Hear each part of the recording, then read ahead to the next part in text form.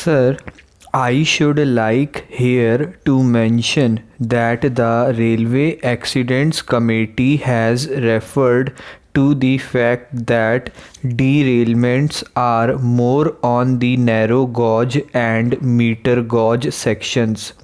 Now, it has also been pointed out that the narrow gauge sections over a period of 5 years have incurred a loss which works out to about rupees 22 crores. It is the total sum invested in the Chittaranjan locomotive works. If we are running the meter gauge and the narrow gauge lines at a loss, and if we are not able to maintain satisfactory efficiency of operation which the public have a right to expect, I would like to ask the minister whether political consideration should come in the way of our closing down the meter gauge and narrow gauge lines. I know that the question will be asked, what would the public have by way of transport if meter gauge and narrow gauge sections are closed down? My answer to that is that this has got to be a phased program. If we are not in a position to operate them at a profit, the railways themselves can run bus services. It is always open to the railways to expand their field of operation. I may mention, sir, that recently I had been to the United Kingdom and I had stayed at some of the hotels run by the British Railway Administration. They were extremely well run and well conducted hotels. It shows that the British Railways are not bound down only to running of railway transport.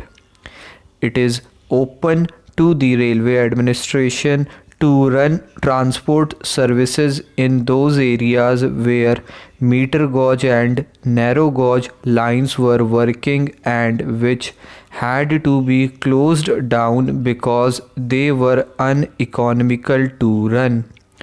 I would suggest to the railway minister to have a full-fledged inquiry conducted into the efficiency of operation of the meter gauge and narrow gauge lines.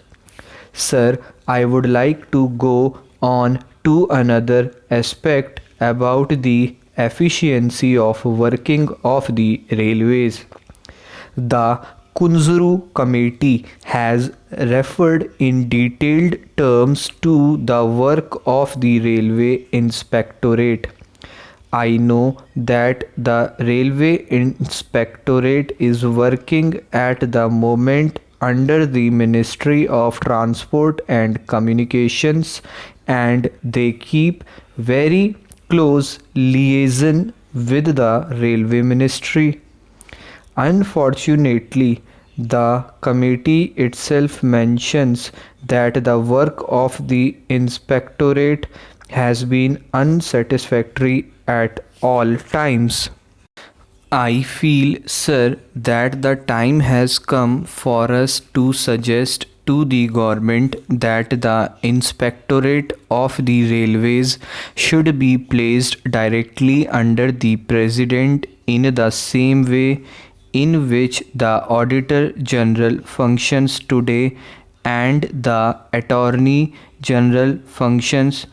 There is no reason why the inspectorate should be under the Ministry of Transport and Communications. If the Railway Inspectorate is placed directly under the President, it means we have to recruit separate staff for the purpose. I am not happy with the present arrangement under which officers from the railways are seconded to the Railway Inspectorate. A question may be asked whether the Railway Inspectorate can discharge its functions if its members do not have practical experience of the working of the railways. I may here quote the British example. I was told that in the United Kingdom, the Railway Inspectorate is staffed largely by army personnel. What is required is not that a person should have worked for so many years in the railways, but a person who is alert and who has a critical mind. It is open to the government to see that a separate cadre is recruited for the Railway Inspectorate. Unfortunately, the Railway Inspectorate has not been functioning properly, and that is why so many collisions and derailments have taken place. That is why the rolling stock has not been properly kept, and that is why also the tracks have not been properly supervised. The report contains many details about defective maintenance of tracks in the various railways which they have investigated. I hope that the minister would reveal his mind about the future of the Railway Inspectorate, because it is the Inspectorate alone that can be the watchdog of the public and see to it that the railway maintain a satisfactory rate of efficiency of operation. Sir, some of the previous speakers made a reference to the need for reserving 25% of the posts in the railways for the children of railway servants.